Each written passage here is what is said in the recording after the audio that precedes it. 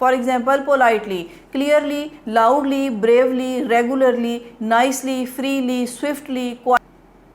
देखिए my brother runs fastly, what is the action run and adverb fastly. Fastly, fastly को हम adverb कहेंगे क्योंकि ये वर्ब रन्स को डिस्क्राइब करता है। My sister rights clearly, clearly adverb and it is describing the action writes. Our teacher speaks softly, softly adverb and it is describes the action speaks.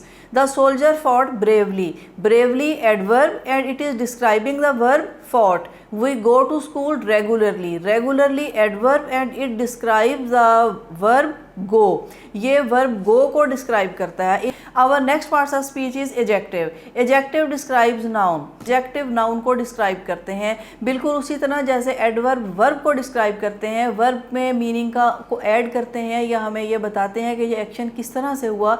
इस तरह से adjective noun को describe करते हैं। noun को किस तरह से describe करते हैं तो ये हमें noun की qualities के बारे में बताते हैं। अब qualities में everything is about a noun can be called quality. किसी भी चीज़ के बारे में उसकी डिस्क्रिप्शन को क्वालिटी कहा जा सकता है कि ये चीज़ ब्यूटीफुल है, ये कलरफुल है, ये छोटी है, ये बड़ी है। ये फॉर एग्जांपल आप एक स्टूडेंट हैं, आप एक स्टूडेंट हैं, स्टूडेंट एक नाउन है, लेकिन आप कैसे स्टूडेंट हैं? आप एक हार्ड वर्किंग स्टूडेंट हैं, आप इंटेलिजेंट स्टूडेंट हैं, आप नाइस स्टूडेंट हैं, आप ओबीडियंट स्टूडेंट। तमाम क्वालिटीज़ को एडजेक्टिव कहा जाएगा जो किसी नाउन को डिस्क्राइब करती हैं, किसी नाउन की क्वालिटीज़ के बारे में बताती हैं। जैसे कि एक बच्चा है तो बच्चा टॉल हो सकता है, शॉर्ट हो सकता है, हेल्दी हो सकता है, चीयरफुल हो सकता है, इनोसेंट हो सकता है। तो all these are the qualities of a child. ये एक बच्चे की, एक स्टूडेंट की क्वालिटीज़ हो सकती हैं। तो these qualities are called adjective.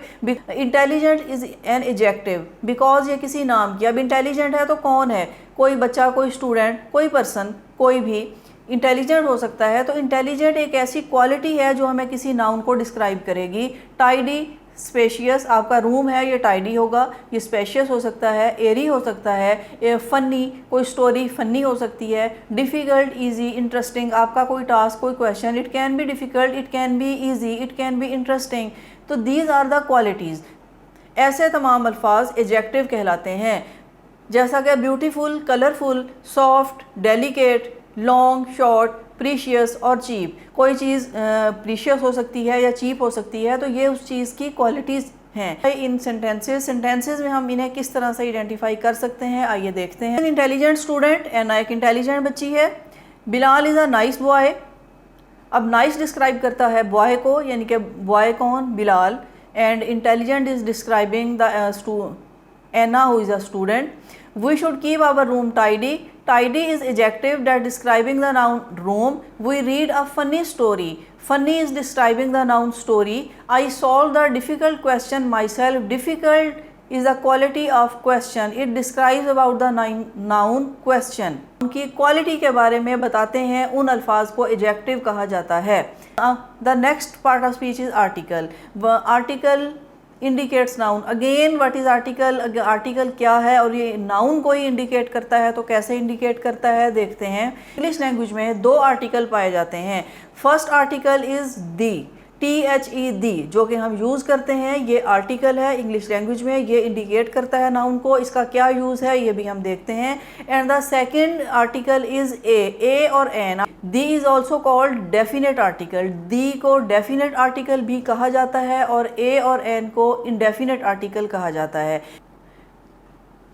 ए और एन यूज़ किए जाते हैं फॉर सिंगुलर नाउन। ए और या एन को सिंगुलर नाउन्स के लिए यूज़ किया जाएगा, प्लूरल के लिए यूज़ नहीं किया जाएगा, जबकि the can be use for singular और प्लूरल बोथ। डेफिनेट इसलिए कहा जाता है कि ये एक स्पेसिफिक आर्टिकल है, स्पेसिफिक नाउन को शो करता है, जबकि ए और एन जर्नल नाउन को जाहिर करते हैं, जर्नल नाउन से पहले इस्तेमाल किए जाते हैं। ये these articles are used before writing a noun. किसी नाउन से पहले इनका इस्तेमाल उस नाउन को स्पेसिफिक या जनरल बनाने में हमारी हेल्प करता है।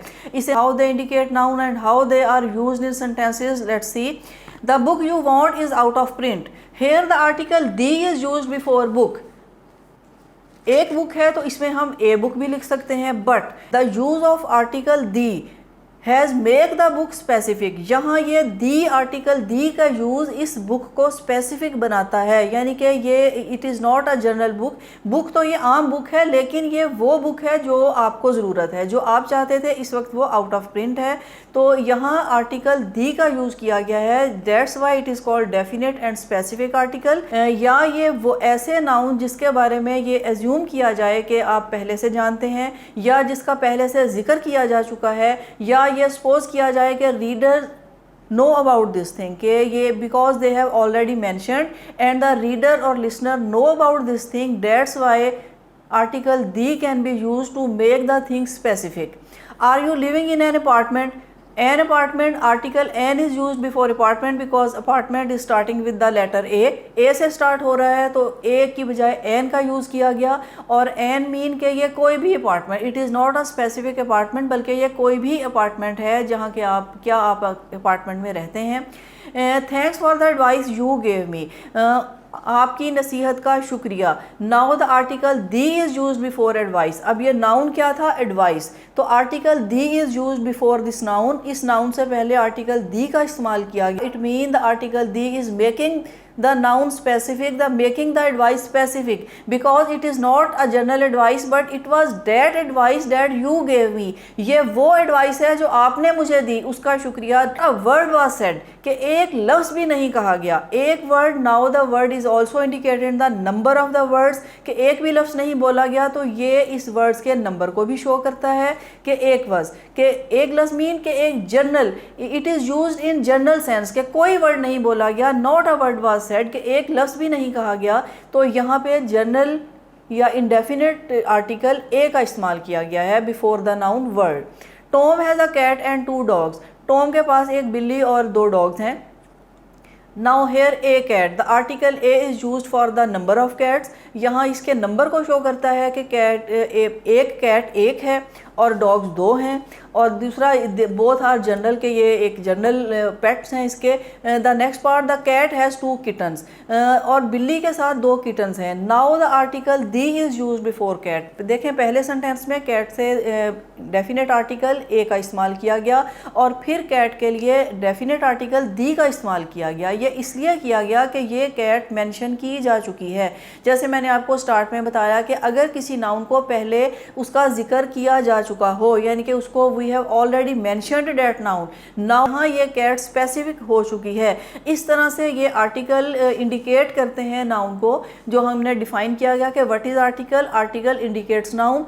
It was a short introduction of the article. Next detail we will learn in our next lesson. Our next part of speech is conjunction. What is conjunction? Conjunction connects words, phrases, clauses. It